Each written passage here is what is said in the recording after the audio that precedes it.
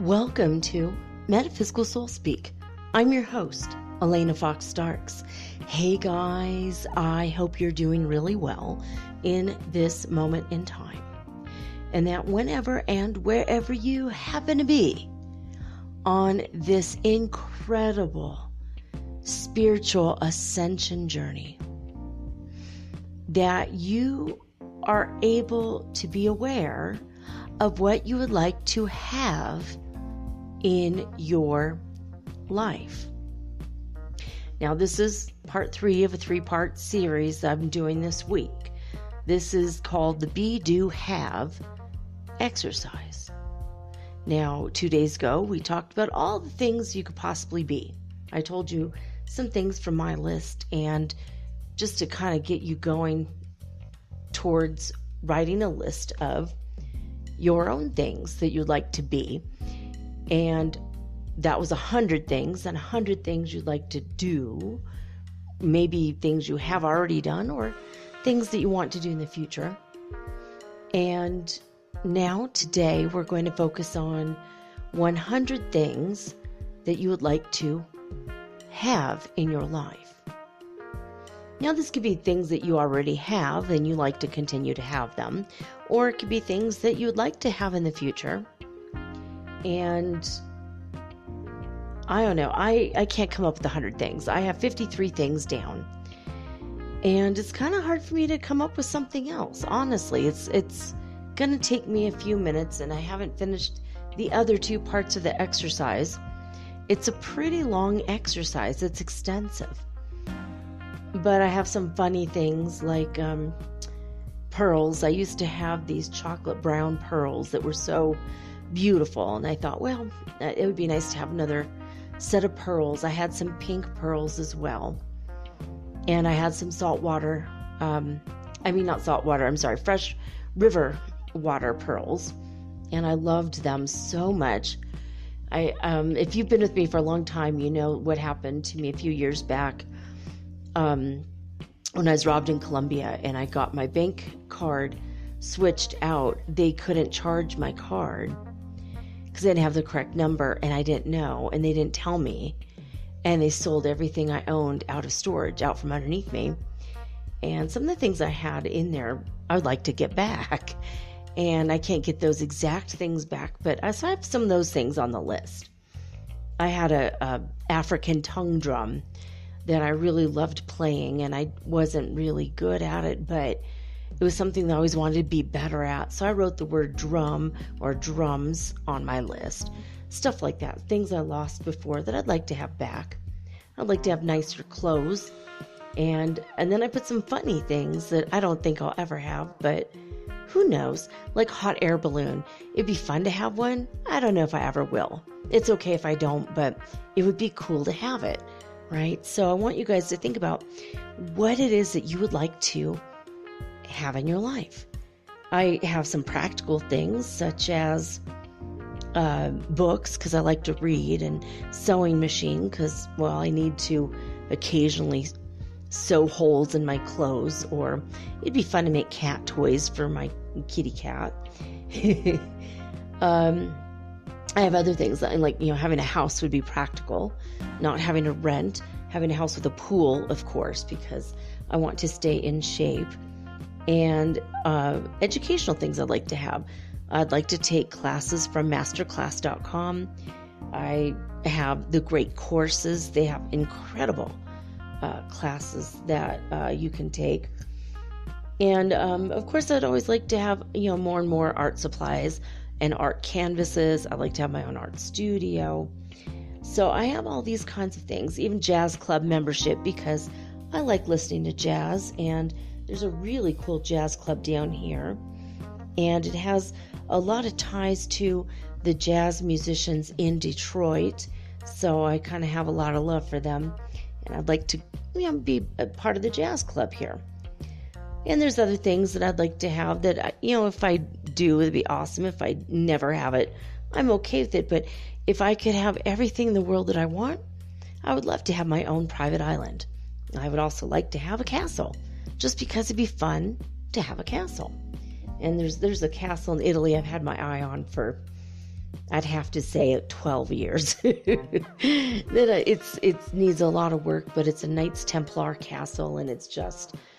it has some original tapestries and secret rooms and a view of the ocean, and it's so beautiful. And I'd love to have the money to restore that piece of history, because I think that would be really interesting, and to maybe give tours and to bring people back in history and give them kind of a romance about what life used to be like for the Knights Templar.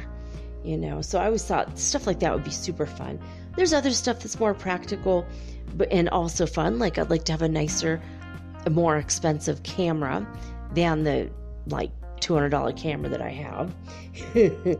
And I would like a waffle iron so that I could eat waffles once in a great while. And there's other things, like I'd like to have a cleaning service, clean my house every week. I would love to have a driver to take me wherever I want to go, so that I could fall asleep on long road trips and not worry. Obviously, I'd love to have my own private plane. I'm sure all of you would love that, right? You'd all come down to see me. It'd be so fun. I'd love to have an ice cream maker to make ice cream with those waffles. And I do want a violin. Not always, I can't say always, but for the past 2 years, I have wanted a violin. My son was taking lessons for a little bit, and he showed me how to play one note. It's all I've ever done on a violin. And I was a natural. It didn't sound like a cat screaming.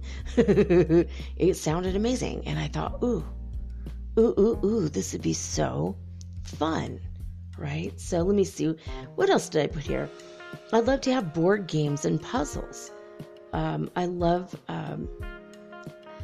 having stuff like that, and I like having people to play the games with, and I'm pretty soon going to be alone, and so I have no reason to buy games that I can't play alone, but I do like puzzles.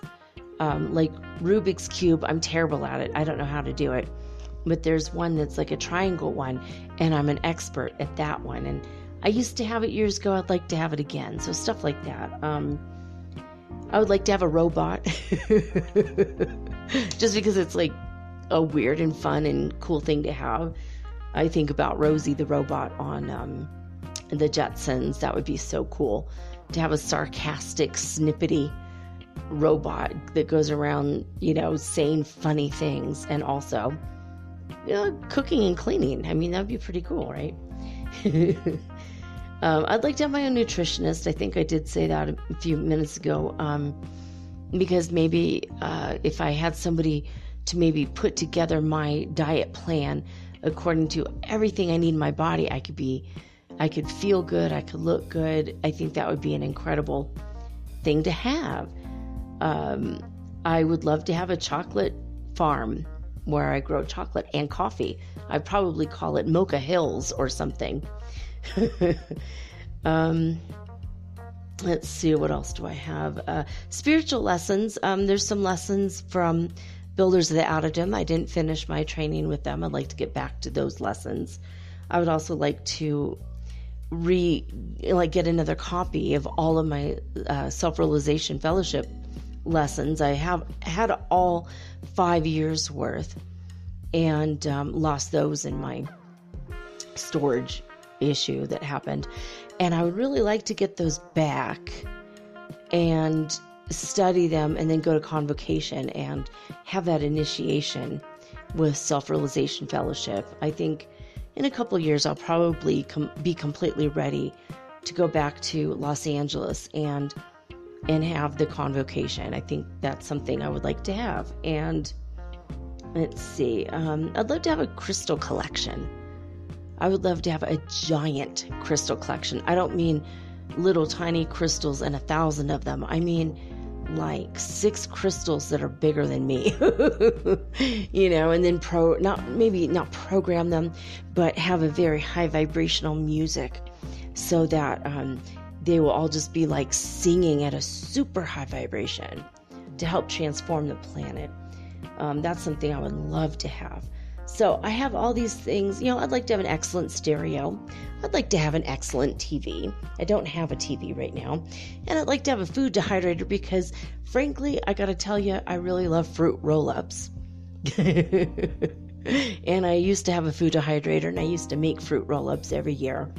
I used to make them for my kids, and we made so many fruit roll-ups from our plum trees. We had plum, apple, pear, and apricot trees, and we made so many fruit roll-ups that it lasted us a couple years from one harvest. We had over 200 pounds of fruit and only 18 trees on our little quarter of an acre property. It was when my kids were really, really little, and they would go out and they would hold the bucket while their dad would pick the fruit off the trees, or he would hold them up and they would pick the fruit off the trees. Things he couldn't reach, they could reach. It was so fun. And I was always in the kitchen mixing up the fruit in the blender, which actually was a $500 blender my husband had before we met. And it's like from the 1960s, and it was such a great blender. It had a jet engine in it, and it was all metal, and you turn it on, and if you put vegetables fresh from the garden, you rinse them off, you clean them off, chop them a little bit, put them in the Vitamix is what it's called. And you could get them, the old ones you could still get from eBay or something, used. And they will never, ever not work. They're excellent machines. Anyway, my husband had one of these, and we would chop up vegetables and put a little bit of water in it. And within 10 minutes, it was hot soup. So you could put cold vegetables from the fridge in, and in 10 minutes, you have hot soup. Hot, fresh vegetable soup. So I would love to have a Vitamix again. That's just one of the most excellent machines I've ever had. With the food dehydrator, you can make beef jerky, vegetable jerky, fruit leathers. I mean, just some of the coolest things in the world you can make with these things. You can make dehydrated vegetables, and there's a certain setting that you could put, and they'll be so dry that you can then take the dried vegetables and put them in the blender and make a powder. And so that becomes like a seasoning, and you're having these fresh vegetables from your garden. So that's another thing I like to have is a garden. And so those are some of the ideas I have. It would be nice to have a coffee roaster. So once I grow my coffee beans and pick them, then I could, you have to dry them out in the sun. And then when you're done with that, then you can roast them to exactly where you want them to be. Italian roast, French roast, medium roast.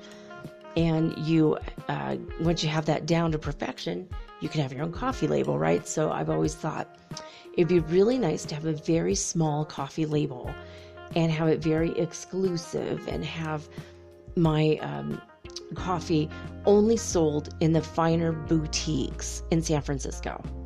That's a really strange, very specific thing, but it's something I always thought that would be really, really cool. And I originally got the idea from going to Monterey Bay Aquarium, one of my favorite places, and I had a cup of coffee there, and it was absolutely incredible. And then I went back and I asked, and they showed me what kind of coffee it was. It was songbird coffee, very expensive, shade grown on the side of a mountain somewhere here in South America, and very and it was grown in the shade, and there's songbirds everywhere. And I just feel like the energy of the birds singing is in the coffee. And I always felt very happy when I had this coffee. And I thought, wow, that's very exclusive. And I know you can buy it. It's called Songbird Cafe. Their Thanksgiving blend is excellent, by the way. It's like $10 or $12 for like, I don't know, 12 ounces. It's very expensive. I mean, right now I'm looking at a fresh bag of medium roast, like 400 grams I got for $6. And I had it delivered today, just fresh. My friend buys the beans that are grown here in Ecuador, and then he roasts them because he has a roaster. And that's it. And then he sells the beans just like that. I don't even think he puts a label on it. There's one little tiny sticker that says Nucalada, which is the name of his business, and that's it. In fact, when my son goes to California in 2 weeks, I'm going to give him his own bag to give to his sister as a gift, because she's never tried this coffee and she's going to absolutely love it. So it's our favorite coffee. It's the best one we've found so far here in Ecuador. So we're going to give her fresh off the farm coffee in 2 weeks. I'm going to order it in maybe 12 days, and she'll have it in her hot little hands in 14 days. So I'm thinking about all the different things I'd like. I'd like to have better artwork. I'd like to have my own artwork, but I'd also like to find artwork from really good artists. And I do have a couple friends that are really good at art. And I always thought if I ever had my own place, maybe with my own land, I would maybe build little structures. And in the structures, I would have my friends paint murals on the outside and the inside of the structures so that it's absolutely special, unique in all the world. One of my friends, when I met him, he was just starting out doing murals, and now he's had exhibitions and shows throughout South America and Europe. I told him when I met him, I'm like, you're going to be famous. In fact, I have pictures of him drunk off his ass on his birthday in my feed at Mermaid Girl 888 on Instagram. It's hilarious. Some really hilarious pictures. And but he's becoming a very famous artist. I have 2 or 3 friends like that are becoming famous. And I actually have, including my daughter, I have 4 people that I would love to come and paint murals in my on my property. So that's another thing I would like to have, right? And I also have another friend who's a photographer, and his pictures of people and cats and buildings just blow my mind. He lives in Moscow, Russia, and he's Russian, and he's one of the sweetest people I've ever met in my life. And the day we met, we were it was hilarious. I was at a bar. I'd been there at the hostel in the bar for 5 whole minutes. And my daughter said, we should order White Russians. And I'm like, yeah, okay, let's do it. And she was 16. And we're like, let's see if we can get away with it. We'll see. We're going to test the waters here in Peru, see what happens, right? And a couple times she was able to order stuff at the bar, like a beer. They would never serve her hard liquor, which was good. And then one time the owner got wind of it and got really mad. And that's it. You guys have to leave, At first they were kind of like a warning. And then after 2 weeks, they're like, okay, now you have to leave.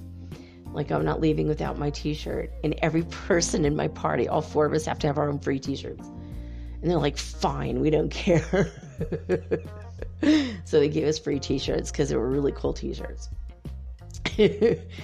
But anyway, and anyone that asked about the t-shirts would say, oh yeah, but they kicked us out after 2 weeks.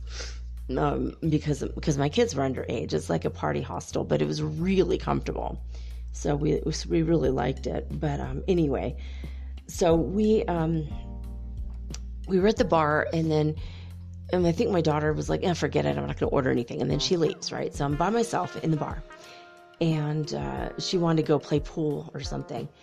So she went off to go do that. And the guy behind the bar said, what can I get for you? And I'm like, well, I would like a White Russian.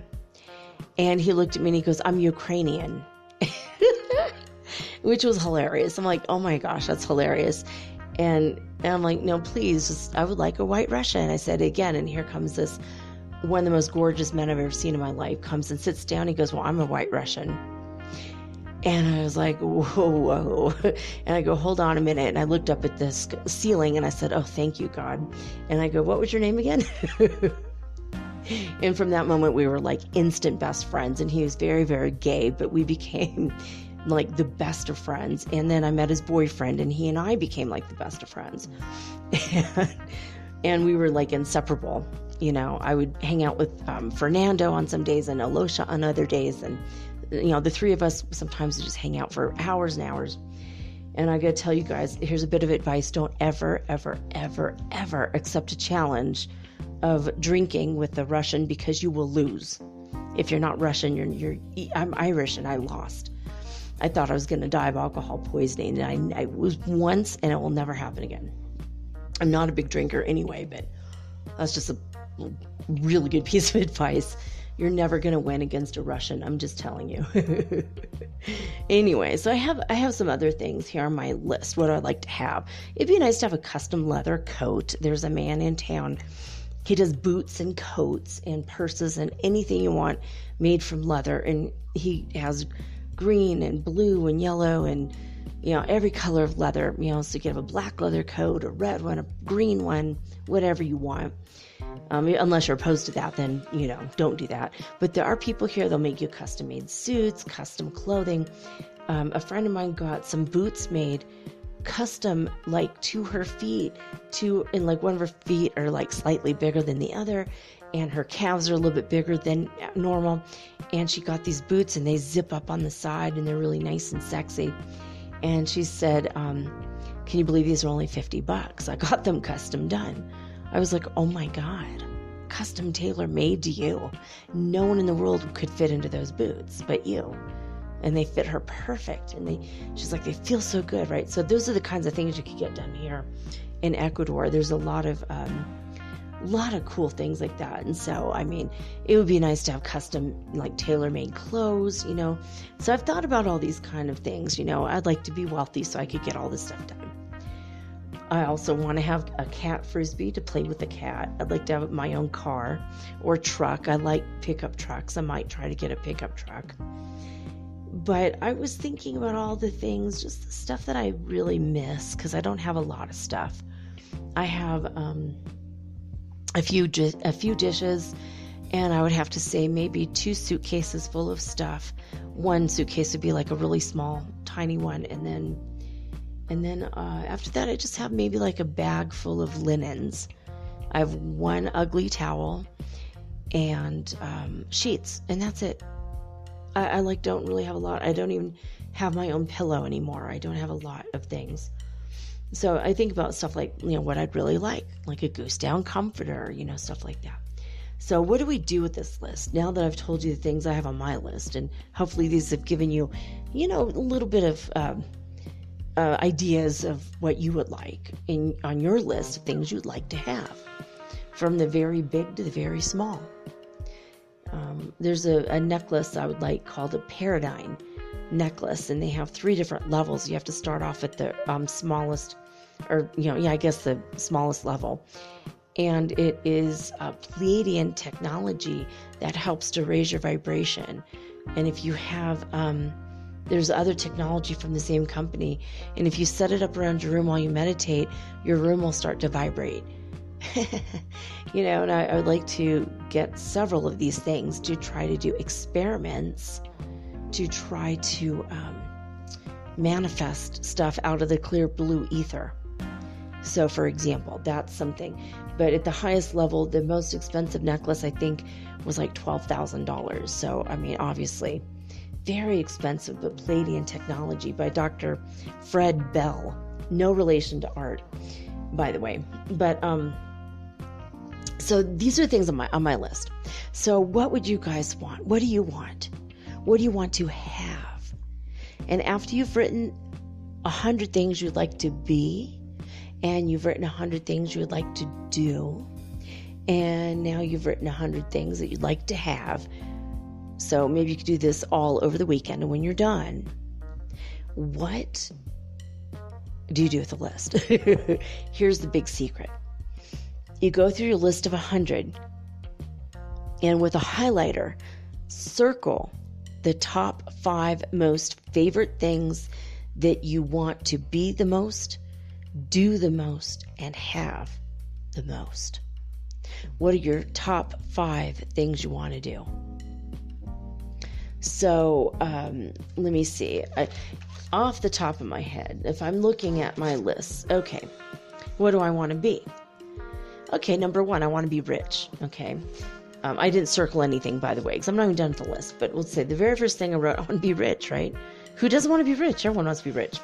First thing I want to be rich. And what do I want to do? Well, let's see. Well, I put sleep, but we'll go the second one. Nothing. I don't want to do anything, right? And then I go the third thing. What do I want to have? Oh, I want to have a house with a swimming pool. All right, well, how could I turn that into a business? Well, let's see. A nice house with a swimming pool overlooking the Yungia Valley and the big, beautiful green, lush mountains with the perfect view and the sound of parrots, wild parrots flying through the valley. And I don't want to do anything, but I want to be rich. How could I get rich off this? What kind of a business can I make with that? Some of you are already thinking it. I know. Airbnb, right? And then if I go to some of the other things I like to do, I like to travel and I like to take pictures. And some of the other things I would like to be tour guide, see where this is going. I could do Airbnb and do private tours. Well, I'm also a spiritual person. What will I like to be? I'm a healer already, and I'd like to continue to be a healer and a channeler and an energy shaman. Okay, now we're getting somewhere. What if I turned this place that I want into a spiritual healing retreat where I do spiritual tours and I have, but it will feel like I'm not doing anything at all because it's something I love. It's something I'm going to truly enjoy. You see where this is going. Now, what if on your list you'd like to have a piano? And what if on your list you would like you would like to teach the piano? Maybe you're really good at the piano. I'm not a musician, but I'm throwing this out of the top of my head because I had an idea about something like this a few days ago. My son and I talked about it, and we were blown away by this. So what would you like to be? Well, what if you would like to be a youth counselor or somebody that owns a place where kids can go after school to keep kids off the street? Because maybe you grew up and you were in a gang and your best friend died, or maybe something really tragic happened in your life and you feel like if only you'd had something to do with your life after school, maybe these things would not have happened, right? So what if your thing was, I want to be a youth counselor, and what I'd like to do is I'd like to teach piano, and maybe on the other part of the list, I like to have a piano, obviously. Well, my son and I were talking about this, about Craigslist in the Bay Area and how strange it is. And he goes, oh, there's a list for things that are free. Just out of just shits and giggles, I'm going to look and see what is on the free list. And he said, oh my God, Mom. He said, there are I kid you not, between 15 and 20 pianos that are absolutely free. And most of the people say they're going to deliver it for you just to get it out of their house. He's like, who the hell would give up a piano? That's so weird. I'm like, it is weird unless you don't like the sound of the piano and you don't want to play and you don't know how to play the piano, and it's a big honking piece of furniture that takes up a great deal of space in your living room, and you want that space opened up, right? And that's a lot of people get in that situation, like they inherit a piano, or they inherit a house with a piano, or they buy a house and they say it's partially furnished, and then you move in and it's like an old ass couch and a piano, and it's like, it doesn't quite go with the decor. I mean, the piano's ugly and big and brown in most cases, or pianos are black. I mean, it's rare to find a white piano or a real, like a turquoise piano. You know what I mean? Like usually they're big, ugly, brown honkin' things, right? So I said to my son, if you find someone who wants to do something like this, what if you found a warehouse that is kind of on the edge of the city and it's not very expensive to rent the warehouse or buy it, or you get an angel investor to come and buy it, and then you get all of those free pianos delivered, and now you have a music youth shelter, or an after school program type of thing, and then you could hire volunteers to teach piano, of course, well vetted, and make sure that they're safe for the kids. But what if you did something like that? You could get all the free instruments off Craigslist, and now you guys can do this in your own cities, wherever you live. Doesn't matter if you're in San Francisco or Ohio or wherever. I swear to God, there are free pianos all over the world, and it's such a strange thing. But what if that was your thing? What if you wanted to start a summer music camp, and you have a big piece of property with nothing on it? You can have a pretty easy shelter built. You can even do those huge glamping tents, and you could have a music camp. Have the songwriters come, have the singers come, have the piano players come, and the teachers. Bada boom, bada bing. Now you have a business centered around music. It could be like a jazz piano camp. Why not? Or it could be a rock and roll piano camp. So that's what you do. You take the be, do, and have lists, and you look at the top 5 things you have in each category.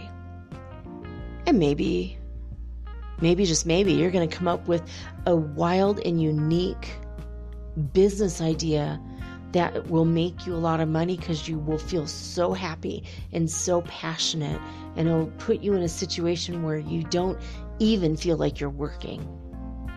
What if every day, the minute your feet hit the floor, you wake up every morning and you get up and you just feel so grateful and so happy, and you cannot wait to get to your business? My friend Kyle, he gave me this. He said this is an exercise that he kind of helped to develop when he was young, like in his 20s. And he said he doesn't want to do anything, and he wants to have a lot of money, and he loves to get massages. And he also loves women. It sounds like kind of a recipe for possible disaster, if not arrests. But he said he put it together in this way, is that he started a massage business where he hired beautiful women who were masseuses, and then he took pictures of them, not like exploitative pictures or anything, but just where they look nice and they look beautiful, and to draw people in to be massaged. And it wasn't weird. There was no happy ending type of thing. It was just a normal massage place. And and one of his things he circled was Hawaii. So, because he always wanted to go to Hawaii. So he had this massage business for a couple years, and he made sure that the women got paid a lot, but he also got half. And he made the place decorated really, really nice. And so everyone, and it was reputable. It was a good, they all had licenses. Everything was on the up and up, of course. And he said, I made a lot of money just being the manager of a place where I literally did nothing. The women came in and they massaged the clients, and I got 50% of the money. And they got 50% of the money, and everyone was happy because they were making more money, working for me in a place where a lot of masseuses were, versus when they're just at home trying to advertise on their own. And he said within 2 years, he was getting custom-made suits done. He was flying to Hawaii. He was vacationing for like a month every year. And he was like, it was my passion. It was absolutely one of the easiest ways to make money. He's like, I literally did nothing, and I made all the money I needed to do what I wanted, which is go to Hawaii and have custom-made suits. So, I mean, that might not be your thing. That's not my thing either. But you know what? Whatever your thing is, you can do it. So, like, what would I like to be? Well, I would like to be a metaphysical bookstore owner. What do I like to do? I like to read. And what do I like to have? I like to have books. Well, of course. Also, I like coffee.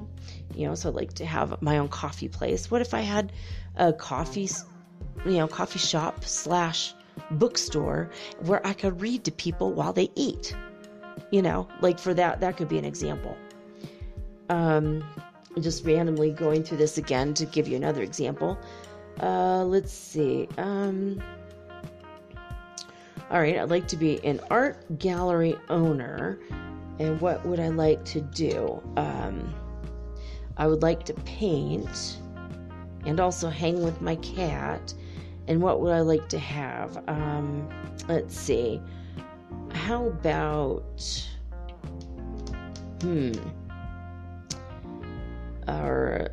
I'm looking really fast. Okay. Cat costumes. Okay, that's a weird thing I have on my list. So, okay, what if I had my own art gallery and in the back I taught classes, or have an artist come in to teach us how to paint, and maybe my cat is the subject, and I take wild pictures of my cat in all kinds of costumes, and people can come in and pick the picture they want, and that's what they paint. They could paint my cat or their own cat. Maybe I have cat costumes. They come in and bring their own animal. Or maybe, they rent out the costume, take it home, take a picture of the animal, come back, and now we're all painting cats together. Maybe if we're a member of the Jazz Society, they let us take a CD home, and we can listen to that while we paint the cats. Well, if I had an ice cream maker and a waffle iron and an art gallery, and we would get together and talk about art and make art, and then afterwards we can make art out of our food. Waffles with homemade ice cream that's healthy. So, I mean, there's like a million ideas. Like you could but this is like a way that you can generate your own ideas. But you have to start slow, just doing the be list, then the have list. I mean, the be, and then the do, and then the have lists. Write 100 things, circle your top 5 things you're most passionate about on that list, and then think about all the myriad of complications. It's complexations. That doesn't make sense either. I had it on the tip of my brain, this word. Computations. There we go.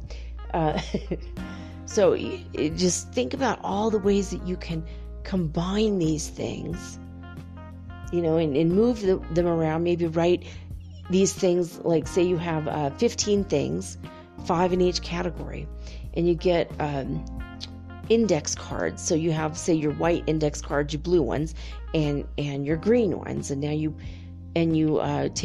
just shuffle them and pick one from the white, one from the green, one from the blue pile, and then keep moving them around, and see. So you have, sewing machine under have, and do you have sew, obviously, and then under be, animal healer or something. What if you did healing, put healing energy into cat collars or harnesses or dog t-shirts that you sew, and maybe you hand paint the Ho'oponopono process on the little dog t-shirts, and it's your own design, and now you custom make healing t-shirts for dogs, and the dogs are going to get better from whatever they're nervous, they bite their nails, I don't know, dogs do. And so anyway, I just want to share this with you, and I thought it was special enough to take 3 whole days during the introduction doing this. But you guys, we have to get to space weather, because right after space weather, I got some news. Oh, actually, before we get into that, I did have a question. Somebody asked me today, Anthony asked me today, if I have light codes in my voice. because every time he listens to me, he has more and more spiritual awakenings and more activity around his house. And he's starting to see these bright lights and these fairies, like I mentioned at the very end of the show yesterday. Like, oh yeah, by the way, I keep seeing, like, out of nowhere, like, nothing will be there, and all of a sudden a bright blue pinpointed dot or a circle, like a orb, will appear in my eyesight just for a couple seconds and then disappear, but it'll light up that part of the room for a minute and then leave. And I think they're fairies. They're wee folk. They're little fays. And I think it's really special. So, but he started seeing these things too, and he didn't want to tell anyone because it's kind of like one of those things of, I don't really want to say anything because I sound crazy. And he didn't want to mention it to anyone. And then when I told him, I told all you guys I started seeing these things, and he said, so have I. And now I think you have light codes in your voice. And then I had said that I had light codes in my voice, but he said, I have a question. He says, do you have light codes in your voice that are permanently there? And I thought, that's a very interesting question. So thank you, Anthony, for the question. And so I asked Prime Creator, and Prime Creator said, absolutely, yes, indeed. I not only have light codes in my voice, but they're permanently there. So every time I'm talking, you guys are getting benefit, and you're getting spiritual increase, and you're getting high vibration from the light codes that are in my voice. And then I asked God, are you continually upgrading and changing them though? I mean, is it like the same old light code, and after it's activated people, then I have nothing left to give, or is it learning and growing and being shaped by my own personal growth? And he said, basically, no matter what I do or say, as long as my voice is speaking to you guys, you're going to get the light codes. And I'm like, even if I have a bad day? And he's like, yes, even if you have a bad day, even if you're not talking about anything in particular that would be spiritual or considered spiritual, you're still increasing the people that are listening to your voice. Because God is putting those codes in my voice. So yes, Anthony, I do have light codes every time I speak, and they're ever new, ever fresh, ever changing. And no matter what, you guys are going to continue to spiritually grow and get that high vibe and keep it going just by listening to me. So you might be entertained by me, but you're also increasing your spiritual awareness. So yeah, that's pretty cool. And I'm glad he asked, because I didn't even know myself that that's what's going on, but that is what's going on.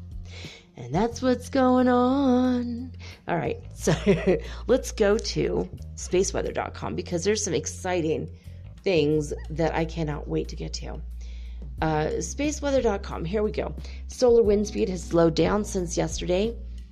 Not to a screeching halt or anything, though. It's still 360.2 kilometers per second. We have 3 solar, sunspots looking at us right now. 2 of them are getting ready to go around the edge of the sun. By Monday, they'll be gone. And we have sunspot number 2790 that flew off that massive M4.4 solar flare, that massive plasma ejection CME. But it looks like it's starting to degenerate a little bit, and so there are no current threats that 2790 is posing right now. And the other 2, they don't really look like they have anything going on, although one of them looks awfully big, but it's still not doing anything that would harm us. So all right, no, that's fine. No news is good news. No. The Ulu neutron counts, that shocked me today a little bit. It has gone down in the past 48 hours by 1.3%, which is significant. It went from very high a couple days ago to high. But we're only at 8.8% of the space age average right now, and that was what was shocking for me. So, let's see. Up in the Arctic Circle, there are aurora borealises in the northern part of Canada as well, and probably around Sweden, Finland, Norway. Up there, looks like there might be some going on. There are no large coronal holes on the Earth side of the sun, but I'm looking at 1, 2, 3, 4, maybe 5 potential flary They're not really flares, but I mean, lots of activity going on, but not any of the activity is solar wind right now. We have 0 noctilucent clouds. It's still the situation. According to NASA's All-Sky Fireball Network and All-Sky cameras, they have 17 fireballs that they captured over the United States today. 12 were sporadic, 3 were Sigma hybrids, or hydrids. That's weird, Hydrids. Never heard of hydrids before. But 3 of them were Sigma hydrids. 2 were November Omega Orionids. So that sounds like super dire, doesn't it? Omega Orionids. It's like, ooh. All right. As far as the HeartMath Institute is concerned and the Schumann Resonance, the closest thing till today was coming out of the 2300 hour, 11 o'clock at night on Wednesday, the 2nd of December. And this is what was going on then. California was at 72 hertz frequency. Ooh, Hofu, Saudi Arabia went up to 91 hertz frequency. They were down to 0 yesterday. I mean, well, when we read off, well, I'd have to say Tuesday, they were down at 0. So now they're at 91. That's pretty good. Lithuania is at 136 hertz frequency. And Alberta, Canada was at 97 hertz frequency. Northland, New Zealand, they were at 78 hertz frequency. And last but not least, Luluwe, South Africa was over like 460 yesterday, but today, Wednesday, sorry. They were at 404 hertz frequency. So they've come down by 60. Now this next one is going to shock the hell out of you guys. I could not wait for this news. I'm freaking out, just to be honest. All right, here we go. Disclosurenews.it. What were they yesterday? 10 or 80? Like it was 80, which was like big for Italy or Tomsk or whatever. But you guys, you're not going to believe your ears when you hear this. So I'm going to go ahead and read to you what it says. All right. The first at 11 o'clock in the morning, it says, the frequency since last night has been oscillating on 7.90 hertz, but no significant movements reported. Then there's an isolated peak at 12 and another one at 14 right after. And then it says the Kumiana charts. Oh my God, I can't say that right. At the bottom instead show notable movement. Started at 4 UTC time and they were in progress. And the most significant part was 9 UTC time when it reached 35 hertz frequency. So, okay, fine. A little bit of movement here, a little bit of movement there. Still nothing to call your mom in the middle of the night about. And it gets a little bit interesting.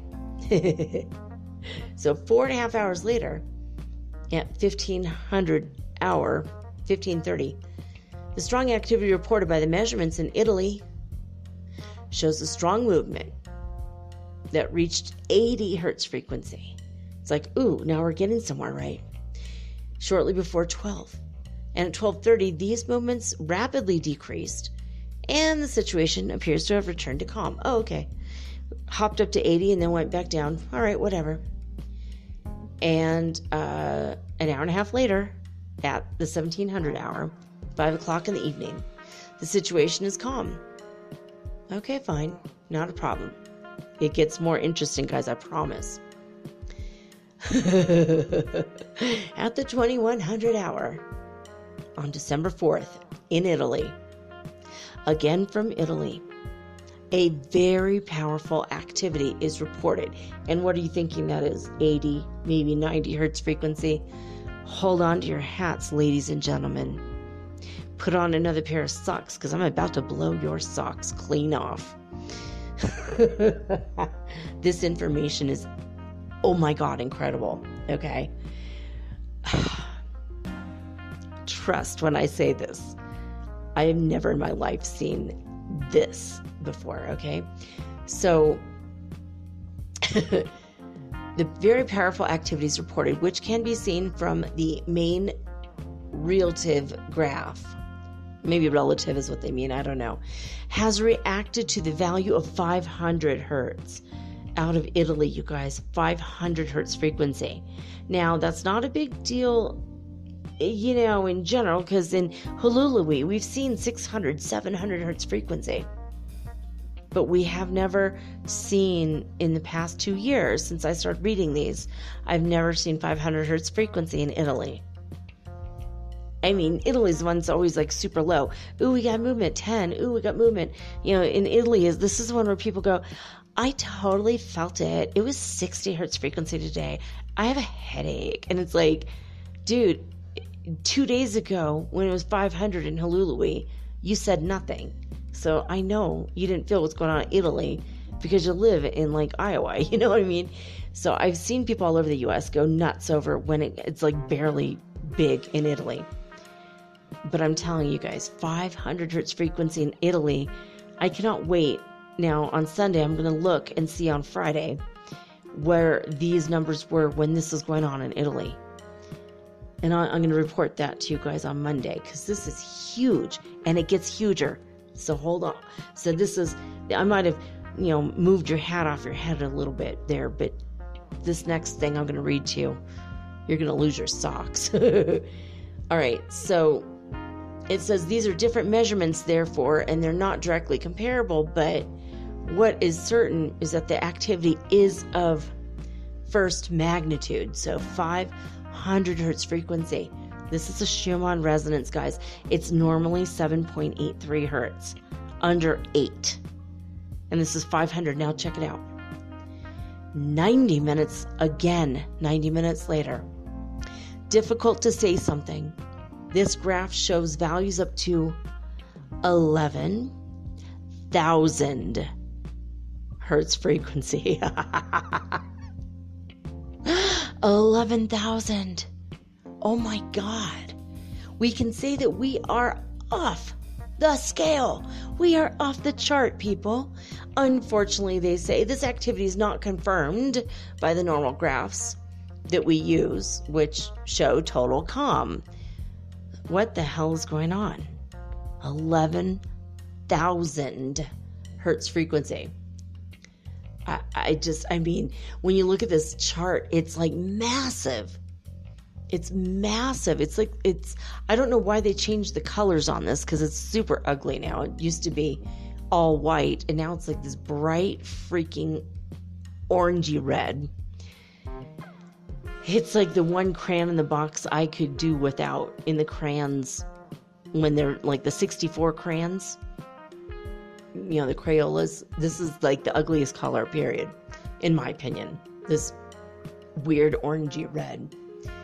It's not quite red, not quite orange, just like right in the middle. It's one of those really awkward colors.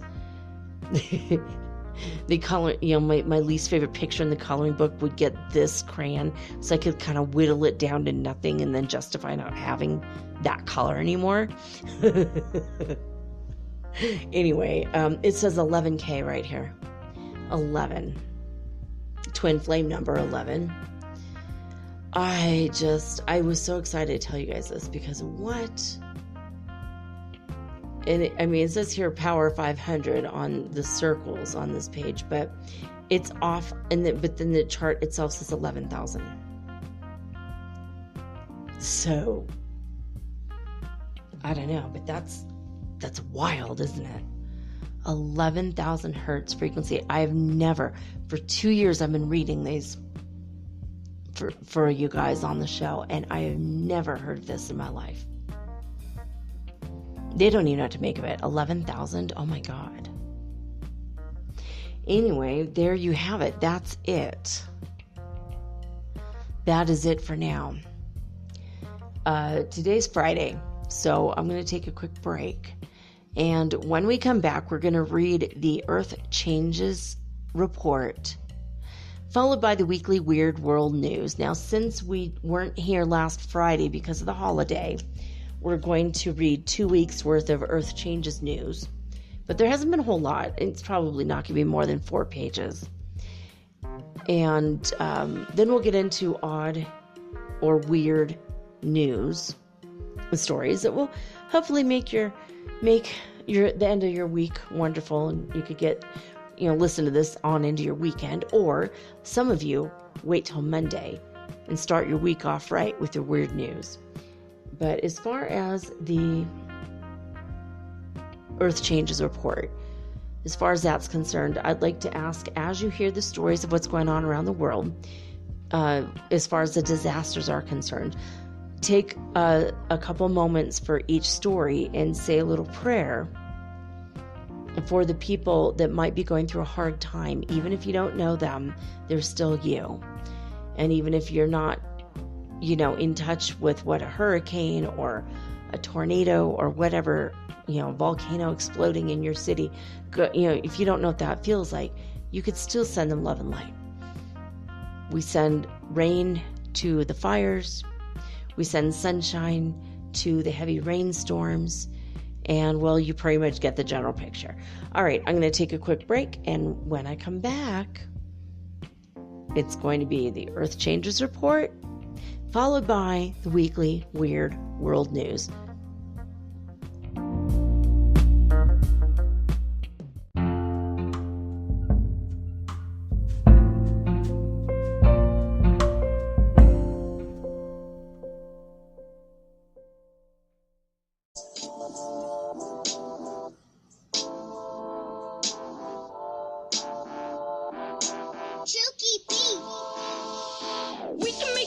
In our own small way. It's one small change, we can do that today. Our mind's getting bigger while the world's getting smaller. But saving the earth's becoming a tall order. From the minute you awake from your nightly nap, you can make little changes like turning off the tap while brushing your teeth in the bathroom. You can cycle or walk your way to the classroom. Cut down the fuel you used to get to school. Pile in, let's carpool. In your lunchbox, cut down the plastic. See, these things aren't too drastic. Spread the word, get vocal. Make it go global. When buying food, stay local. Never mind the dishwasher, do it by hand. But I hate washing up. Ah, come on, it's grand. Just one small change in the little things we do. We'll show you how, and now it's up to you. It's our future. It's our earth. We need to protect it for what it's worth. It's our future. It's our earth. We need to protect it for what it's worth. Since we found out the earth was sick, we knew we had to do something quick. The earth is our family and our friend. We need to mend it before it ends. This is our home, so don't destroy it. Everyone should do their bit. Ice caps melting, seas getting high. Homes will be flooded, polar bears will die. The sun's getting hotter, the rain won't fall. I'm afraid we won't survive at all. Recycle the plastic, please, it's free. You don't want that ending up in the sea. It's like people use this planet as a bin. Pick up your trash, that's where you begin. Temperature is rising, we are realizing we must act now, there's no compromising. Just one small change in the little things we do. We'll show you how, and now it's up to you. It's our future. It's our earth. We need to protect it for what it's worth. It's our future. It's our earth. We need to protect it for what it's worth. If you cut down flowers and trees, you contribute to the mass extinction of the bees. Think of the creatures that don't have a say. There has to be a better way. There's no higher being to save the earth. We've got to do something before we get hurt. At school we know what to do, but my question is, do you? Just one small change in the little things we do. We'll show you how, and now it's up to you. It's our future. It's our earth. We need to protect it for what it's worth. It's our future. It's our earth. We need to protect it for what it's worth. Just one small change in the little things we do. We'll show you how, and now it's up to you. It's our future. It's our earth. We need to protect it for what it's worth. It's our future. It's our earth. We need to protect it for what it's worth.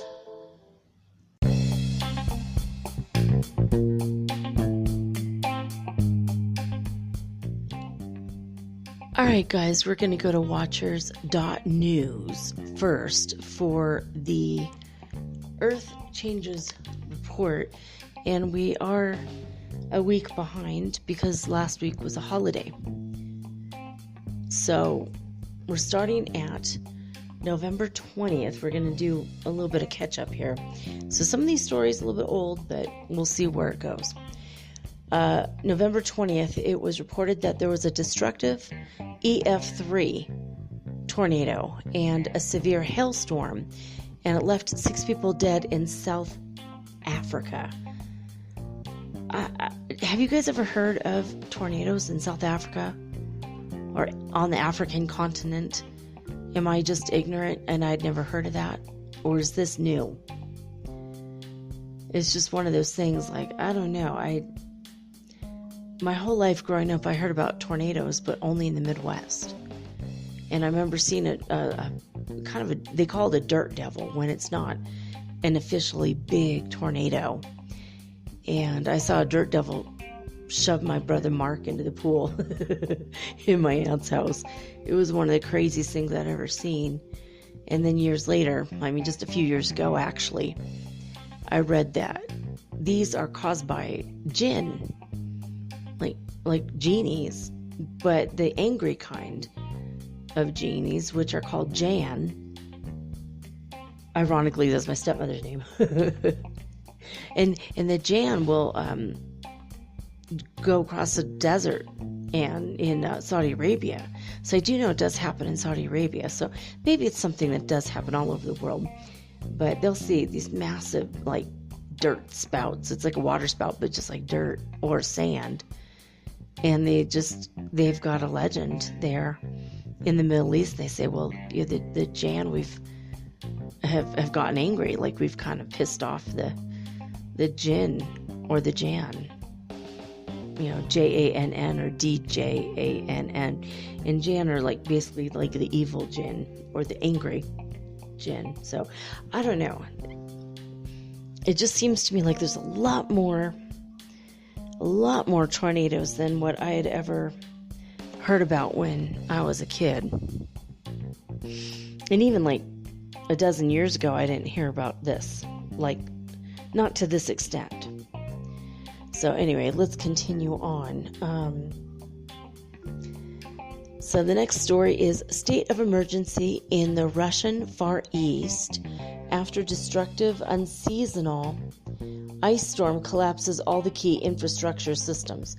Now this is one that we had also had on the 19th of November, so I guess it just pretty much just kept going, apparently. So that's kind of crazy, huh? Let's send some calm energy and also sunshine to both South Africa as well as Russia.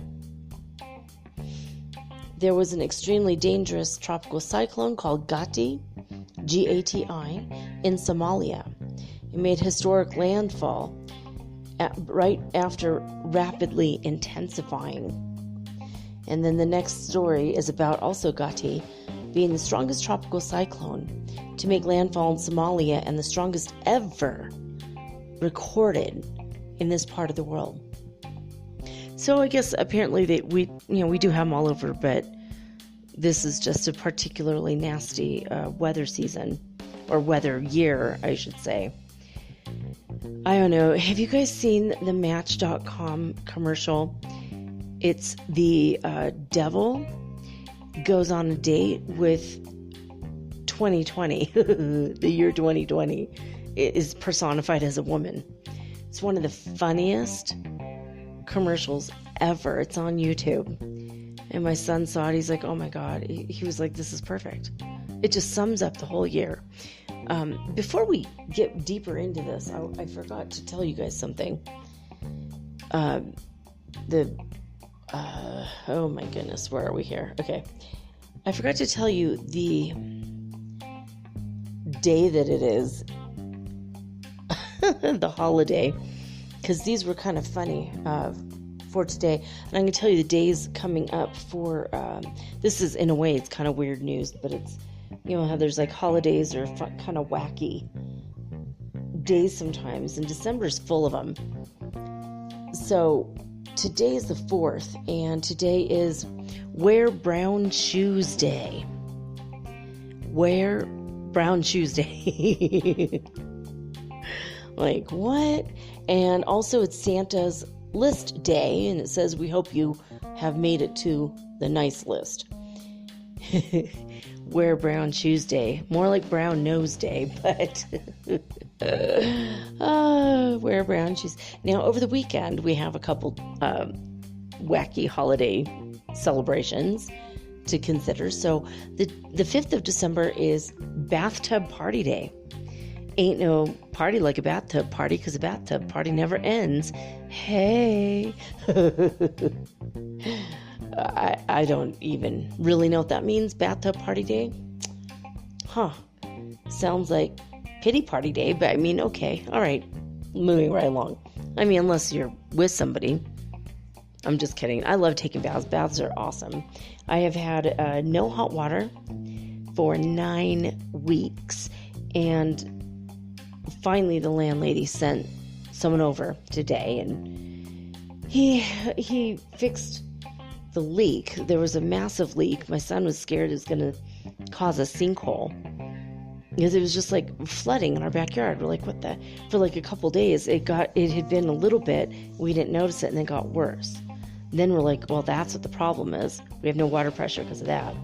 Turned out there's like a little rubber washer that goes inside the pipe to create pressure, which creates the hot water, because then the hot water heater it's on demand. So with the pressure from the hot water, it will, turn the little flame on and burn the gas. Everything is with propane here. And thank God it's all stored outside. I live in a brick townhome. But it's been pretty crazy. I mean, 9 weeks just having to take cold showers or washing, my hair in the sink with cold water. It's been very miserable, very uncomfortable, because it's been very cold here.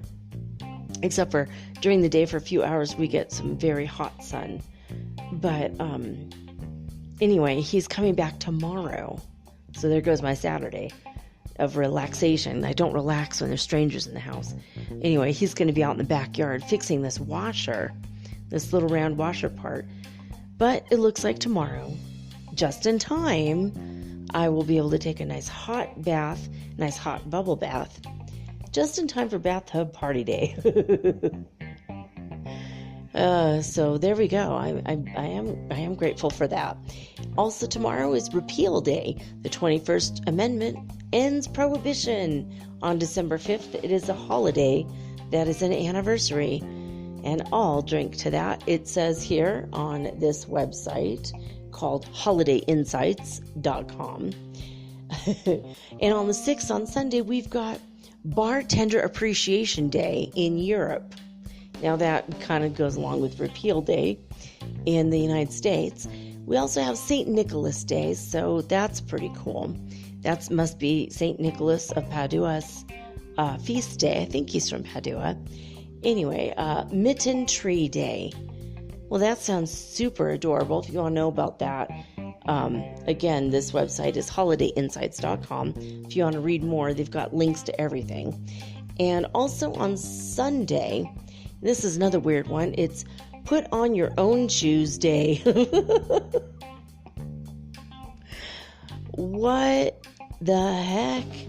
So today is Wear Brown Shoes, and Sunday is Put on Your Own Shoes. I swear half of this month is made by elves. Anyway, I just had to get those out of the way, and then Monday I'll tell you what Monday is. So here we go.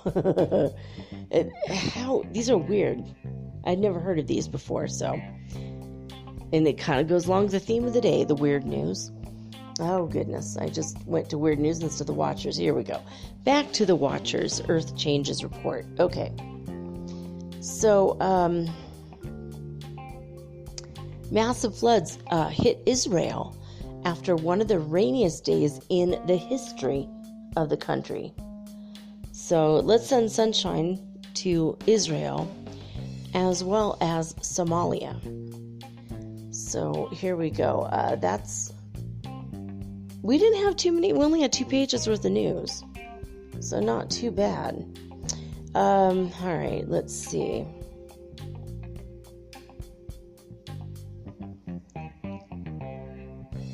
I'm trying to see where we were last. Okay.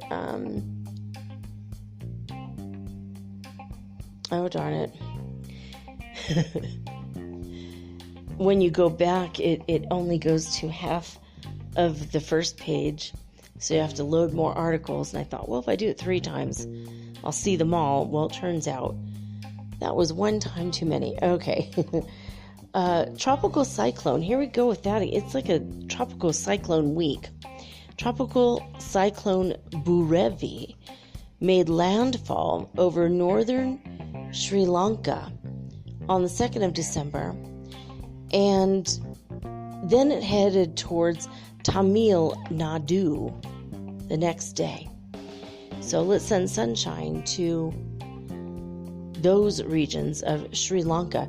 Now, there was a major landslide in southeast Alaska, left 6 people missing in the city of Haines, Alaska.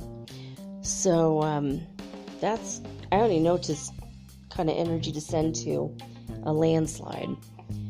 But I know to Sri Lanka, we're going to send them love and sunshine.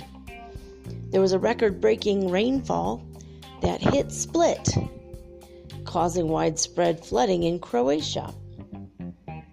All right. That's crazy. Let's send sunshine to Croatia. Split, of course, is a city there. Has capitals, so that's how I know. Okay, next thing. Extremely dangerous winter weather set up across the southern Alpine flank. I don't know what that means. Alpine flank. Alpine is a type of forest. Lake Tahoe is in the Alpine forest, so I have no idea where this is. But let's just, wherever the Alpine flank is, let's send them some sunshine. Ask God. God will direct our love. Like, some of these don't have the names, so I don't know. I have no idea where that is. There was a worst flood ever in 50 years that affected more than 500,000 people in southern Thailand. So let's send them lots of sunshine and love. A lot of sweet people in Thailand. In fact, I just watched a guy who speaks or teaches English, teaches people to speak and write English over in Thailand. And I think his name is Camden, actually.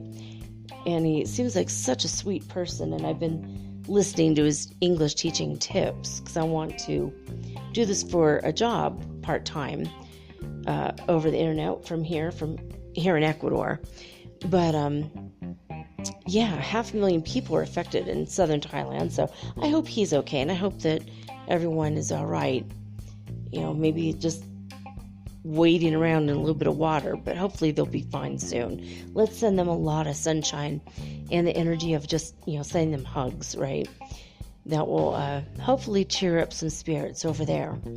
Now, there's major flooding that left 5 people dead in Indonesia. 6,000 people were affected in northern Sumatra. Oh, that's not good. They have really excellent coffee over there. And, of course, we're not worried about the coffee as much as the people. So let's send those people love and light, and also just big virtual hugs. I don't know. That's really sad. A lot of floods. I mean, I don't know if you guys have noticed this, but it just seems like there's always so many things that are the same every week. Like some weeks it's all volcanoes. Some week it's all fires. And some weeks it's all tropical cyclones and hurricanes and the occasional tornado. And that's what our theme was pretty much this week.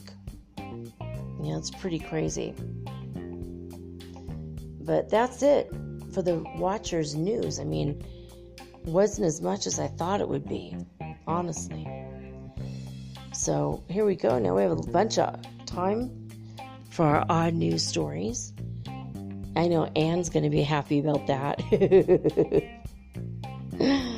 She says she looks forward to this every single week. And you know what?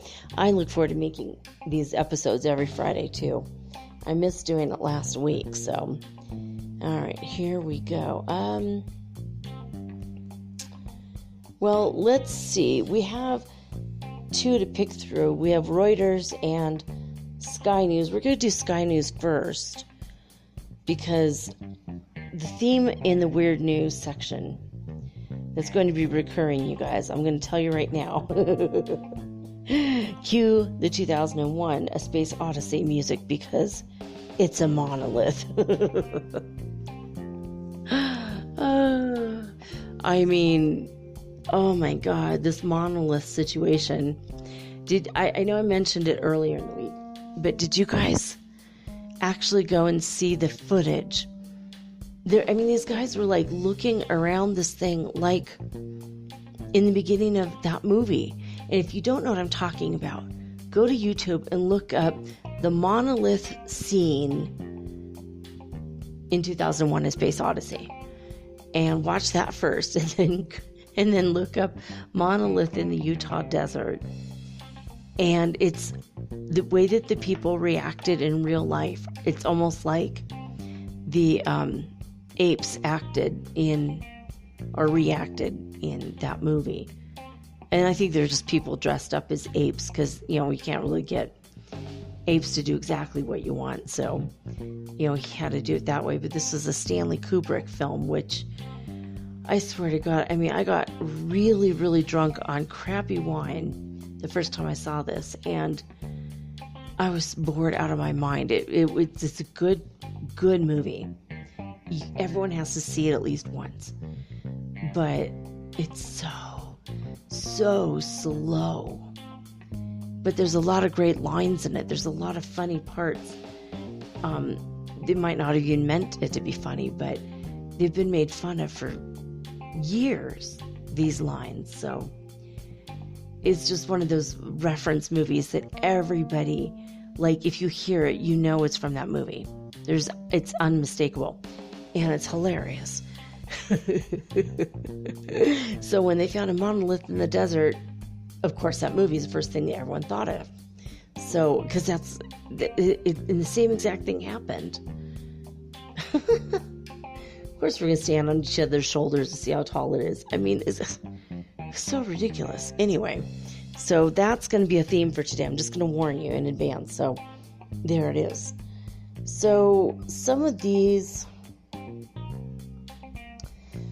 I don't know. Some of these headlines are strange. This is from news.sky.com. A train saved from a plunging 10 million into water by a whale tail sculpture. I don't even know what that means. A train saved from plunging 10 meters, maybe, into water?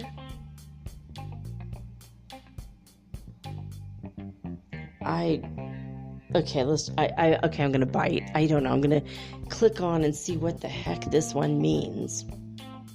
A train that shot through a stop block was saved from a dramatic plunge into the water below by the sculpture of a whale's tail.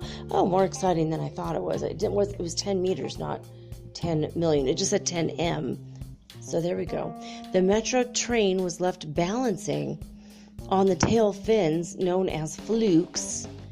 Oh my God, and it was a total fluke. Oh my God, that's perfect.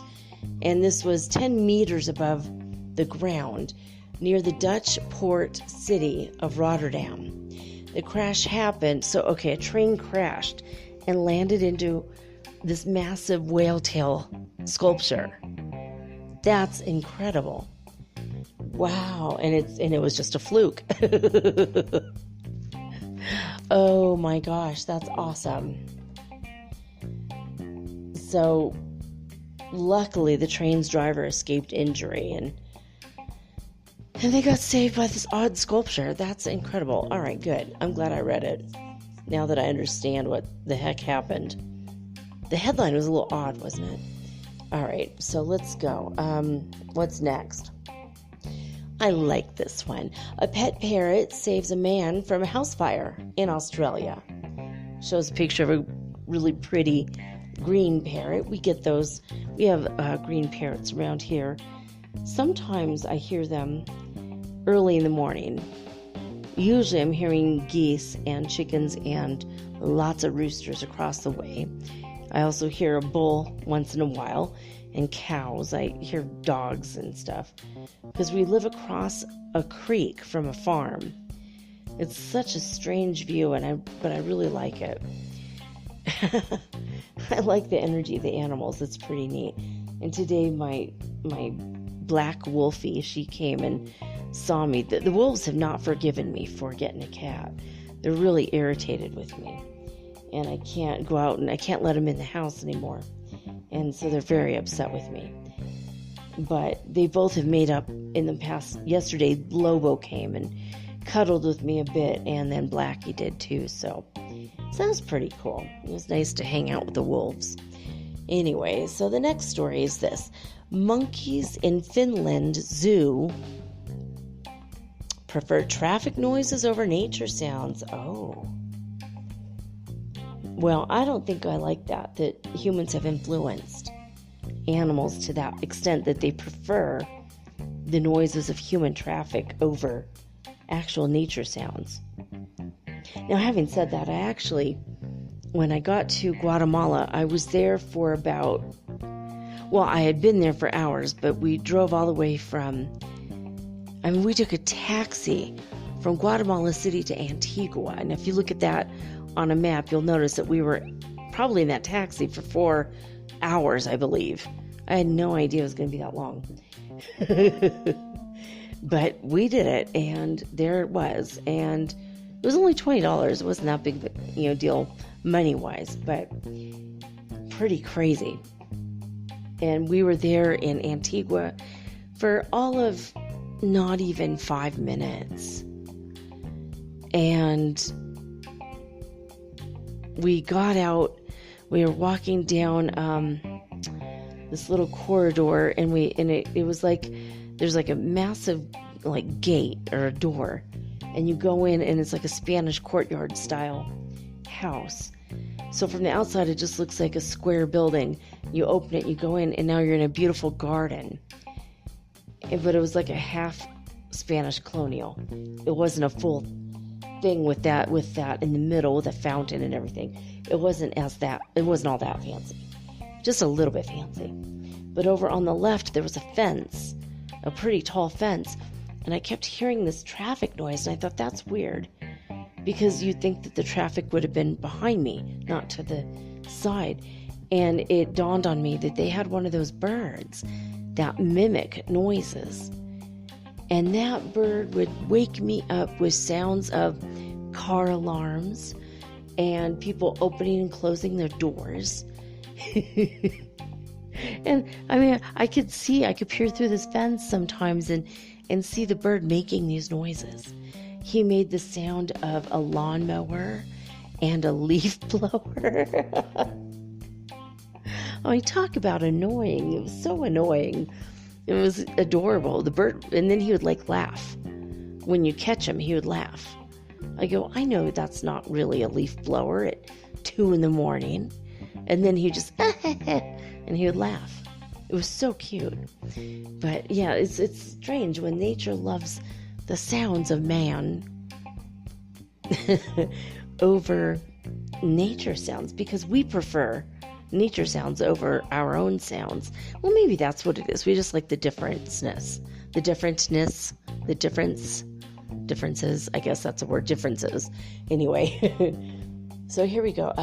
The next one is racing pigeon sells for a record 1.4 million pounds in a mystery bidding war between two people. One was named Hitman and the other one's named Super Duper. So somebody won a racing pigeon for 1.4 million pounds. I didn't even know that they raced pigeons. How do you get pigeons to do what you want? I lived with pigeons for over 2 years in my last apartment. If you guys have been listening for a while, you could go back and listen early on. I was always talking about Fred and Ethel Mertz. And that's what I named the pigeons. They were absolutely in love. I have several pictures on my Instagram at mermaidgirl888 of them sitting so close to each other, making that heart shape between their beaks and their hearts. Oh, so cute. They were so in love. And they would kiss each other a lot. They were very affectionate with each other. And they had like 3 or 4 kids while we were there. It was wild. We're like, wow, we just had nature literally right outside our window. And we had trained them to eat out of our hands. And so they would come and at the end, in the beginning, they were afraid to be near us. And then at the end, they were standing on our hands or they'd like hold my finger. Like Fred, he would always hold my finger with his little claw while eating the birdseed out of my hand. It was so adorable. Anyway, but I didn't know that there were racing pigeons. Those were very intelligent pigeons. Pigeons are actually really smart, but did you guys know there were racing pigeons? I mean, I've heard of carrier pigeons, but that's crazy. All right, so here we go with the monolith. Mysterious metal monolith found in the remote part of Utah. Now, I'm not going to read the story because you already have heard it probably. I said it a few days ago, and then plus it's been all over the news and TikTok and Instagram and Facebook. So chances are you already heard the story. Trudeau was duped by a prankster who was impersonating Greta Thunberg. That's interesting. Seriously, if a leader of a country could be duped by a prankster, I mean, any of us can be, right? You'd think that the leaders would be more intelligent than we are. I mean, not in the case of the United States necessarily, not the past 4 years, but... Oh, conceit already. All right, next story. Mysterious metal monolith disappears days after it was discovered in Utah. Oh, we're not done, not by a long shot, with these monolith stories. 11,000 hertz frequency, guys. 11,000. It's wild, man. I keep vacillating energetically between being very, very sleepy and tired to very excited and awake. And I just keep going back and forth, up and down. My energy's like just back and forth constantly. I don't know about you guys, but that's how it's affecting me lately. All right. I'm sure that one's affecting the whole world, by the way. When it gets up to 50, that doesn't really affect as much. But 11,000, ooh, I bet that's affecting everybody. And right when I said that, a nightingale, I think, or nightbird, just sang right outside my window. So I think that's a confirmation that same bird 3 times or 4 times this week have... Oh, and something in my son's room just made a wild sound. That was crazy, too. 2 confirmations. All right. Let's go to the next story. Oh, and my God, would you look at that? A mysterious monolith. Another one. Mysterious monolith found in Romania. Days after a similar one vanished in Utah. Oh, but I did read that the Romanian one was 13 feet tall versus 11 feet tall, which is how tall the one was it was like 11 or 12, I think, feet in Utah. So this one was 13 feet. All right. So there's another story about the Utah monolith. A photographer, sorry. When you're reading so many things in a row, you don't always pronounce them correctly. A photographer explains what happened to the mysterious monolith that disappeared. Okay. So I'm just going to read the headlines. But trust me, I have another headline that will clear that one up later. So the next one, not his lucky day. A suspect was arrested after ending up neck deep in a slurry pit during chase. Well, that sounds gross. I don't want to know what it was a slurry of. Okay, let's go to the next story. Can you guys guess what it's about? Again, cue the 2001 A Space Odyssey music, because the third monolith is found on a mountain following Utah and Romanian discoveries. Now, I heard that one was in California. I mean, the landscape's almost identical. I mean, not really, but it's very similar. So, what the hell is it a group of people around the world that they're just standing by with secret monoliths in a warehouse, just waiting for the news to hit, and then they're coordinating this across the whole planet? Cue the monoliths. I mean, what is this? This is so incredible. I mean, is there a movie they're getting ready to release? Is it a publicity stunt? Is it actual aliens effing with us? Teasing us? Beaming the monoliths down and up at will? Where are these monoliths coming from? And they're all the same. That's what's freaking weird. And is it the same one? It disappears in Utah and ends up in Romania, and then it disappears in Romania and ends up in California? Well, we haven't said that yet. Only one has disappeared so far. Well, we'll see. Let's keep reading the headlines. Okay, so...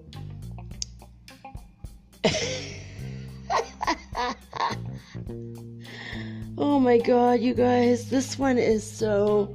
We're going to this one. We have to read this article, because this one takes the damn cake, man. If there was a prize for the weirdest story, this might have to be it.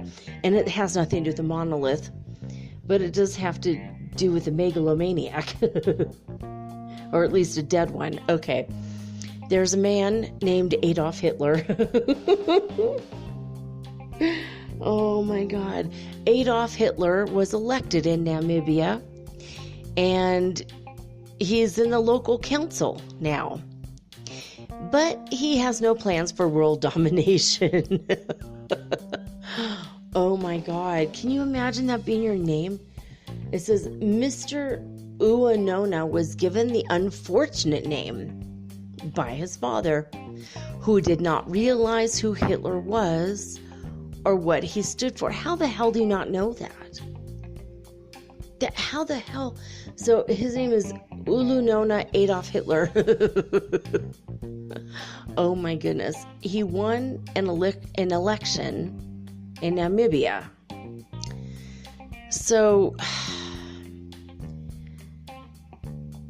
his name is Uwanona Adolf Hitler. I guess that they say their last name first in Namibia. I didn't know that. He's 54 years old, and he was elected as a local politician for the town of Ompunja in the north of the country, and he won 85% of the vote with that name, Adolf Hitler. That's so crazy.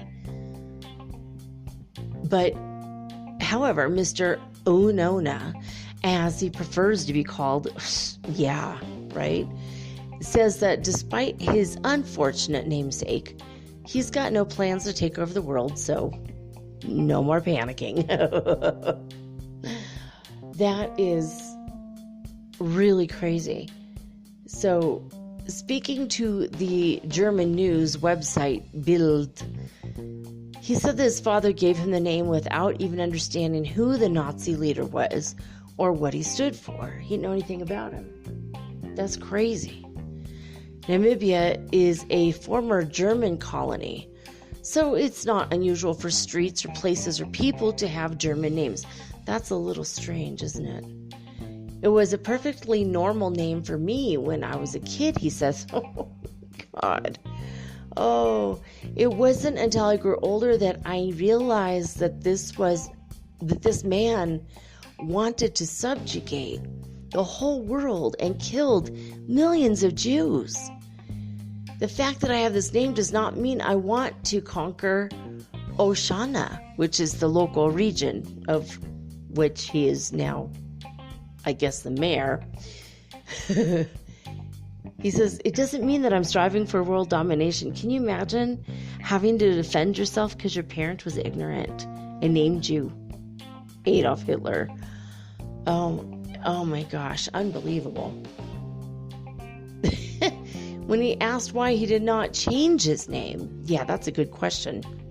The minute you find out, he said it was too late to do so, adding that he also doesn't use his full name on social media accounts or in public. Oh, only on his official documents. Oh my God. Well, he won the election by 1,196 votes to 213. It was a landslide. What? Which handed him a seat in the regional council. And it's not his first foray into politics. He's been a popular local councillor for some time, as well as being an ardent and anti-apartheid, I might say, activist. So he's a good guy, obviously. And in spite of his name, that's nuts. Now this is another nuts story. Thunder snow. Have you guys ever experienced thunder snow? I did in Northern California. There was one day in which we had a bright, warm, unseasonably warm and sunshiny morning, followed by a couple hours later with a little bit of rain coming down, up and down, straight up and down rain. And then all of a sudden it was very slanted and very fast, like very little wind, but slanted rain, followed by slanted snow, followed by thunder and lightning while it was snowing heavily. I remember that day it was like so weird because we had like 5 or 6 types of weather in like 3 hours. I mean, we went through all 4 seasons in a matter of one day. That's what it felt like. It was very, very strange. Anyway, thunder snow was reported in Edinburgh, and it was so loud that the police had to be called because people thought they were explosions. You know, we've been having super, super loud thunderstorms like that here. So I wonder if anyone's ever called the police thinking something's going on here or not.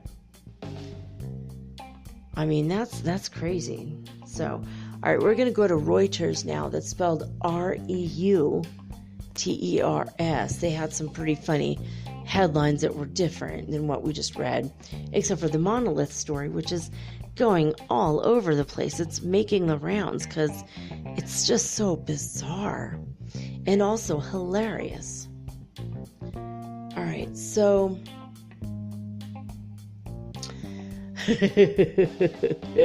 according to Reuters, Reuters.com, Russia's budget airline, Aeroflot, it's a national carrier, they're under fire right now for the plane's phallic flight route. Oh my. National carrier Aeroflot has to now reconsider sacking the head. Good God, did you hear it? No pun intended. Sacking the head, oh my God, of the budget airline after one of its passenger planes appeared to trace a phallic-like route in the sky during a commercial flight. Russia's state aviation authority, I guess they've recommended that they investigate. So that's hilarious. Oh my gosh. Okay, so the next one. Well, here we go. I just mentioned this yesterday. My son told me this. Apparently it's not in Armenia. It's in Austria. Tired of Snickers.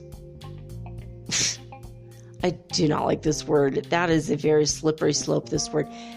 We'll just say tired of being made fun of.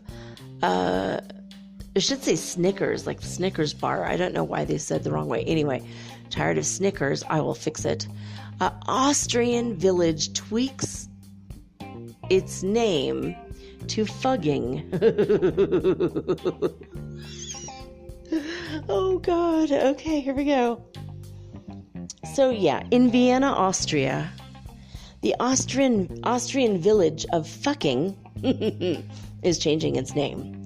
The mayor of the municipality where it's located. Oh, I'm looking at the sign. This is freaking awesome.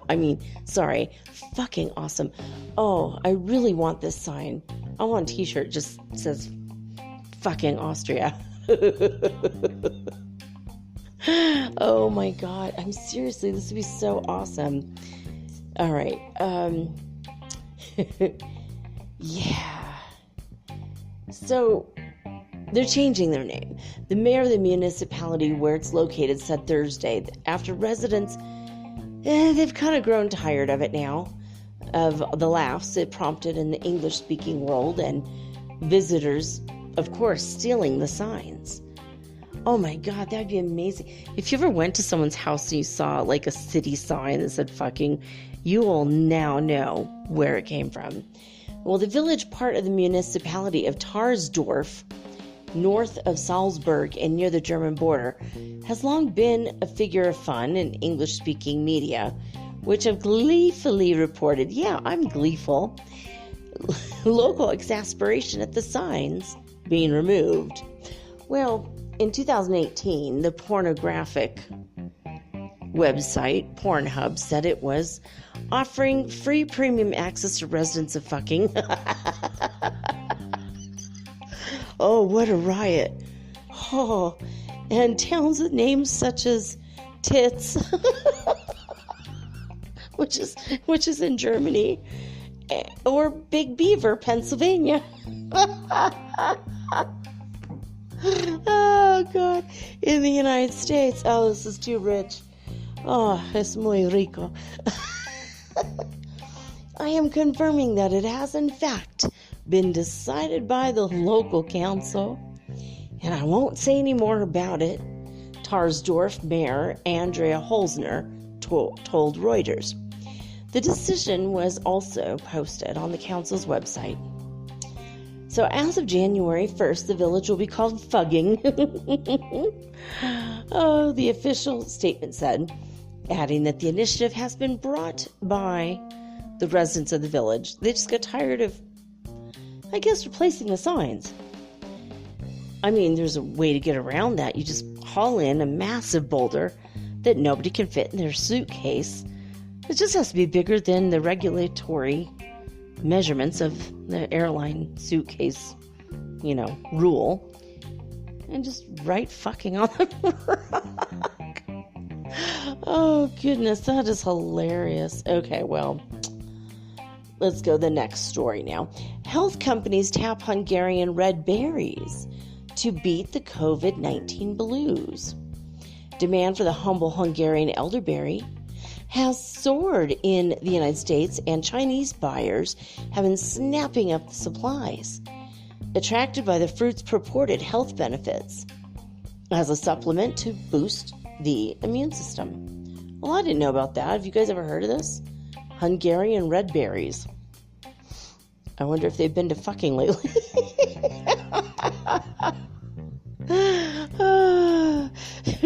When the circus can't leave town. Oh, God. It's like this whole episode. It's like, I just described that. When the circus can't leave town, French family show is stranded in a Belgian car park. No. The exotic animals are confined to small paddocks. Oh, I don't like that. The acrobats have been grounded, and the clowns are not able to make an audience laugh anymore. Well, now they're sad clowns. Oh, man.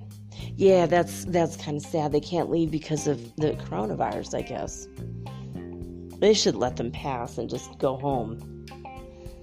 Let the animals roam free and do nothing for a while. Man. All right, let's go to the next thing.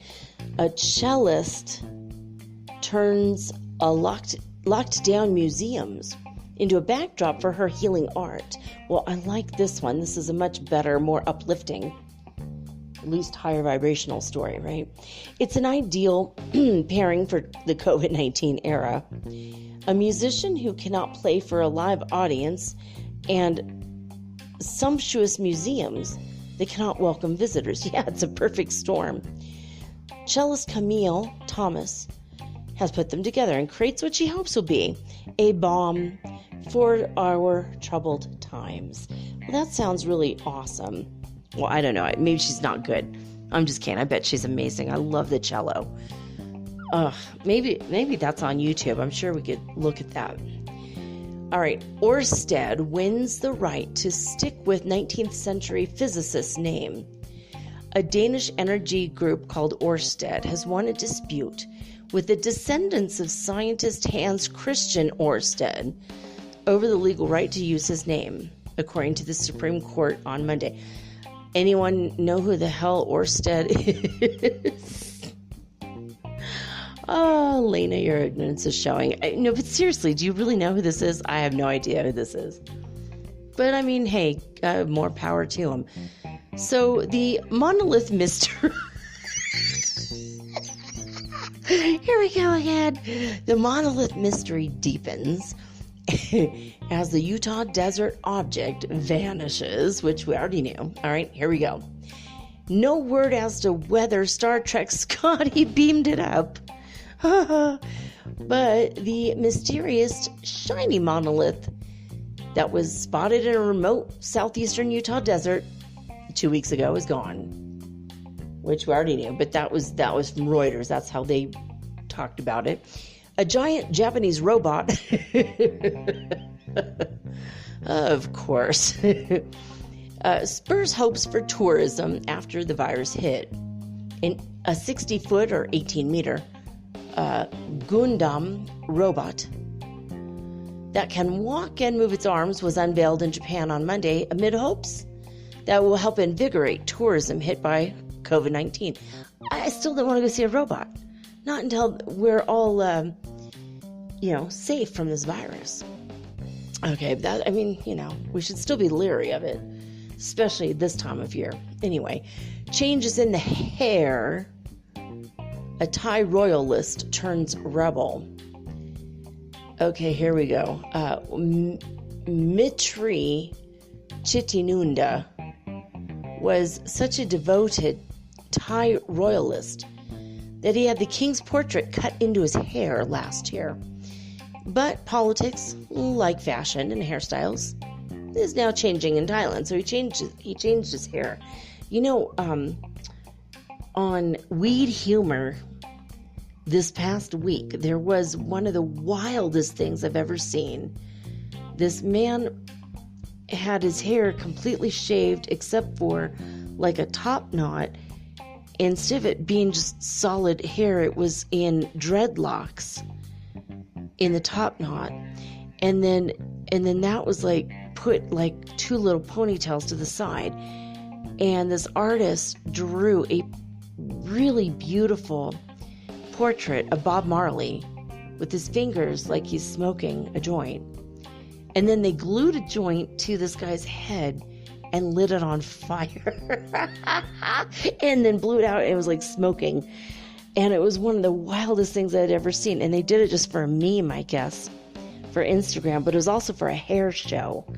So it was just kind of, hey, look what we could do here. And it was just an art thing. And then at the end of the day, it's not like, but it almost looked like a tattoo of Bob Marley in this guy's head. But I can't be sure if it might have been a tattoo, might have just been drawn on there with a Sharpie marker, honestly. But that was wild. So Weed Humor, if you ever go onto Instagram and look for that, it's worth it. Trust me, it's pretty cool. It's weird though. But it was neat, and it reminds me of this picture here on Reuters.com, which is spelled, by the way, for my non-English speaking listeners, REUTERS.com. Anyway, here we go. There's an unscary Brexit monster that takes a turn in Rotterdam just ahead of the January 1st border controls. Oh my God, right? Because of Brexit, there's going to now be border controls there. What a mess. What a rotten mess that is. I wish they never had done that. Anyway, they have a flurry Oh my God, a flurry boo, I said. I meant furry blue.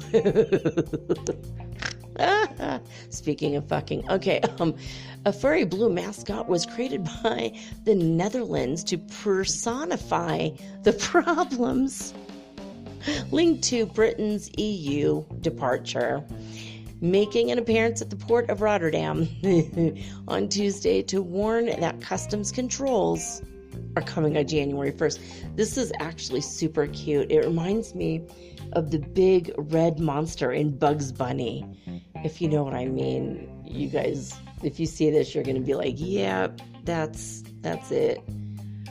All right, well, that's it. That's all she wrote for today. I just ran out of stories, but I guess that other monolith is going to disappear. I mean, I think like what if there's only 3 monoliths and they just keep plucking them up and then taking them to new locations and setting them down? I mean, we almost should start betting on this. I wonder in the next week how many monoliths will appear and how many will disappear. It's crazy, right? Monoliths. Oh my God, the fucking monoliths. Oh, and speaking of, go to Mud Fossil University and then you're going to get an even bigger kick out of this. The first monolith appeared with the background being a giant's vagina, according to Roger of Mud Fossil University. And he says, yeah, so he says he was laughing so hard. He says, yeah, so I saw the monolith and immediately realized if I look at the structures behind, that's actually a giant's vagina. And he says, trust me, I know vaginas. And then he started laughing. He's like, get your mind out of the gutter. I mean, I know the anatomy. And he starts backpedaling. It's actually it's 7 minutes worth of hilarity on Mud Fossil University. So, so yeah, that's where the first monolith was, in the Utah desert. But what he didn't notice or mention is off to the left of the monolith, there is what appears to be a giant face staring at what it looks like staring at the monolith. It's hilarious. And no one seems to see it. I saw it. I was like, whoa, that's really a trip. So I wanted to point that out because that's even funnier than everything else. And it goes along the theme of the odd part of the week. And speaking of giants, vaginas, and furry blue things, and the town of fucking Cosmic Threader had taken a picture of what appears to be a cloud that looks just like a squirting vagina. So just keeping with the week, I mean, maybe God is just trying to tell us that we're all fucked at the end of 2020, the end of this year. We're just all screwed. I don't know, but boy, you know, it's like when there's a theme, there's a theme. And this week we had it. We had themes, didn't we? Anyway, I love you guys. I wanted to say thank you to all of you for listening and tuning in day after day and listening to my wild and crazy rants and my channelings and reading of the life and teaching of the Masters of the Far East on Mondays, and even the wild Victorian Christmas one yesterday. My God, what a sad, melancholy, macabre bunch, right? The Victorian people. The people who lived during the Victorian era all over the planet. But, you know, I would have fit right in with them because, you know, it's like, I like punk, I like goth, I like all these things. And Victorians were just like, you know, the goths of their day, you know what I mean? Anyway, that's it. That's all she wrote for this week. And James Exotics are sending me videos. I don't know who these people are. Never heard of him, but okay. Maybe it's because he's I've been getting a lot of people lately saying, why don't you collaborate with us? So I have to find the right ones and wait until my mail situation is better here in Ecuador. Then I might do some collabs, and that will be cool. Anyway, that's it, guys. I'm out. I will be back on Monday with all unique and original programming, just like always. And I hope you guys have a wonderful weekend. I love you guys. Thank you for being on the spiritual journey and for choosing to be born at this time and going through the ascension journey with us.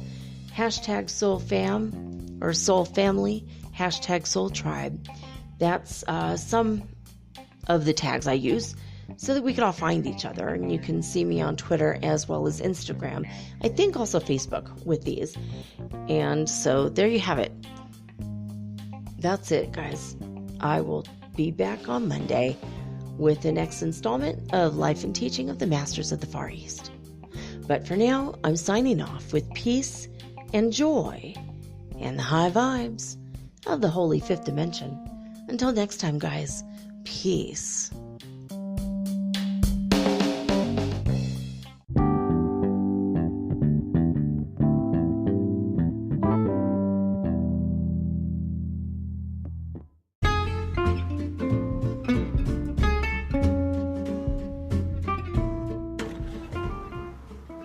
Metaphysical Soul Speak is run on sponsors and listener support.